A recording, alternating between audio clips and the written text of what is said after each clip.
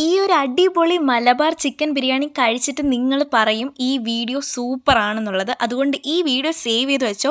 ഇതിൽ കാണിക്കുന്ന പോലെ ഒന്ന് ട്രൈ ചെയ്ത് നോക്കണേ. എന്നിട്ട് കമൻറ്റ് ബോക്സിൽ വന്ന് പറയണേ. ഭയങ്കര ടേസ്റ്റുള്ള ബിരിയാണിയാണ്. ബിരിയാണി ഇഷ്ടമുള്ളവർക്ക് ഇതെന്തായാലും ഇഷ്ടപ്പെടും. അപ്പോൾ നമുക്കിത് ഉണ്ടാക്കാനായിട്ട് ചിക്കനിൽ 1/4 ടീസ്പൂൺ മഞ്ഞൾപ്പൊടി, കുരുമുളക് പൊടി, ഉപ്പ് ചേർത്തൊന്ന് മാരിനേറ്റ് ചെയ്ത് 1 മണിക്കൂർ റെസ്റ്റ് ചെയ്യാൻ വെക്കാവേ.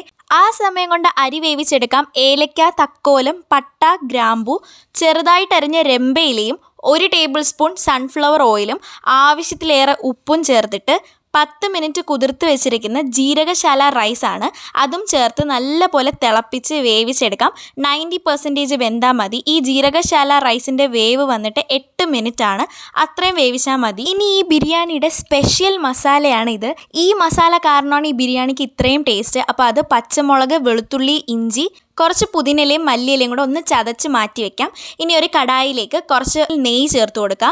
നെയ്യും എണ്ണയും ചേർത്തിട്ട് ഈ ഉള്ളിയെല്ലാം വറുത്തെടുക്കാവുന്നതാണ്. കുറച്ച് കാഷ്യൂനട്ടും കിസ്മിസും കൂടെ ഒന്ന് വറുത്ത് കോരി മാറ്റി വെക്കാം. ഇനി അതേ എണ്ണയിൽ തന്നെ പട്ട, ഗ്രാമ്പു, ഏലക്ക ചേർത്ത് അതിൻ്റെ പച്ചമണം മാറുന്ന വരെ ഒന്ന് വഴറ്റിയ ശേഷം 2 മീഡിയം സൈസുള്ള സവാള സ്ലൈസ് ചെയ്തത് ചേർത്ത് കുറച്ച് ഉപ്പും കൂടെ ചേർത്തൊന്ന് സോട്ട് ചെയ്തെടുക്കാം. ഇനി അതിലേക്ക് ഈ ഒരു സ്പെഷ്യൽ മസാല ചതച്ച് വെച്ചിരിക്കുന്നതും കൂടെ ചേർത്ത് നല്ല പോലെ വഴറ്റിയെടുക്കാവുന്നതാണ്. ഇനി അതിലേക്ക് 1/4 ടീസ്പൂൺ മഞ്ഞൾപ്പൊടി, കുരുമുളക് പൊടി, ഗരം മസാലയും ചെറിയ ജീരകം വറുത്ത് പൊടിച്ചതാണ്, അതും കൂടെ ചേർത്ത് നല്ല പോലെ മിക്സ് ചെയ്തെടുക്കാവുന്നതാണ്.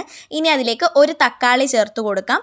അതും നല്ല വെന്തതിന് ശേഷം മാരിനേറ്റ് ചെയ്ത് വെച്ചിരിക്കുന്ന ചിക്കൻ ചേർത്ത് കൊടുക്കാവുന്നതാണ്. അത് നല്ല പോലെ ഇളക്കി കൊടുക്കുക. ഇനി അതിലേക്ക് 1/4 കപ്പ് അല്ലെങ്കിൽ 1/2 കപ്പ് തൈര് ചേർത്ത് മിക്സ് ചെയ്തിട്ട് അടച്ച് വെച്ച് ചിക്കൻ വേവുന്ന വരെ വേവിച്ചെടുക്കാവുന്നതാണ്. ഇനി അതിലെ വെള്ളമൊക്കെ അത്യാവശ്യം നല്ല വറ്റി നല്ല കുറുവി ഗ്രേവി വരുന്ന സമയത്ത് ഫ്ലെയിം ഓഫ് ചെയ്യാം. ഇനി ഇതാ നേരത്തെ വേവിച്ച് വെച്ചിരിക്കുന്ന റൈസ് ഇട്ട് ദം ചെയ്യാം.